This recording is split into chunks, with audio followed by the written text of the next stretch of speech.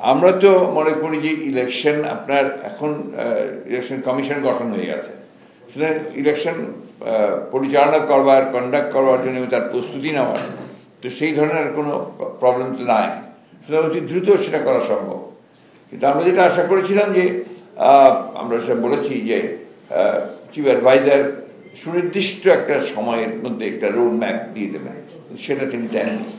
এটা আপনারা আমাদেরকে কিছুটা হতাশ করেছে, একই সঙ্গে জাতিকেও কিছুটা। আর তারপরে তার প্রেস সচিব যে কথা বলেছেন, এই কথাটা আবার সাংঘর্ষিক কথা হয়ে গেছে। তিনি বলেছেন যে আপনার 25-এর শেষের দিকে অথবা আপনার 26-এর প্রথম দিকে চিফ অ্যাডভাইজার বলেছিলেন, আর উনি বলছেন যে জুনের মধ্যে নির্বাচন হবে। তো এক্স্যাক্টলি আমরা বুঝতে পারছি না যে কোনটা সঠিক। জানো তো আমরা বলেছি যে আমরা হতাশ হয়েছি, সেজন্যই তো এটা বলা। কোনো সংশয় থাকার কথা নয়। রাজনৈতিক দলগুলো তো আছে, সব রাজনৈতিক দল আছে, এবং রাজনৈতিক দলগুলো যারা নির্বাচন করে তারা নির্বাচন করবে। এখানে বড় দল ছোট দল নিয়ে তো কোনো কথা নেই।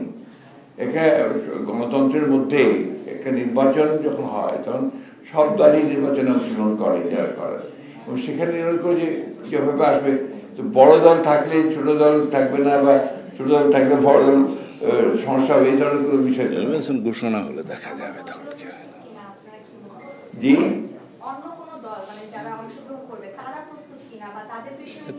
তাদের প্রস্তুতির বিষয়টা কোন দলের প্রস্তুতির বিষয়টা নয়। এখন তো দল নির্বাচন কমিশন গঠন হয়ে গেছে, সরকার সময় বলে দেবে যে এই সময়ের মধ্যে নির্বাচন করতে হবে।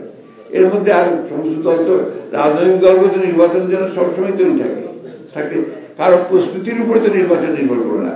আমরা যে প্রস্তুত না থাকি নির্বাচন কি অপেক্ষা করে আমাদের জন্য? অবশ্যই হবে। সুতরাং এটা আপনার নির্বাচন ঘোষণা হলে আরো অনেক বিষয় পরিষ্কার হয়ে যাবে, ততক্ষণ সব রেডি হয়ে যাবে। এই অন্তর্বর্তীকালীন সরকারের তাদের দায়িত্ব হচ্ছে এখন সমস্ত স্টেক হোল্ডারদের সঙ্গে আলোচনা করে এই বিষয়ে যেন কোনো বিভ্রান্তি সৃষ্টি না হয়, সেই হিসাবে আপনার একটা তারিখ নির্ধারণ করা, সময় নির্ধারণ করা যেতে পারে, এবং সেটাই উচিত বলে আমরা মনে করি।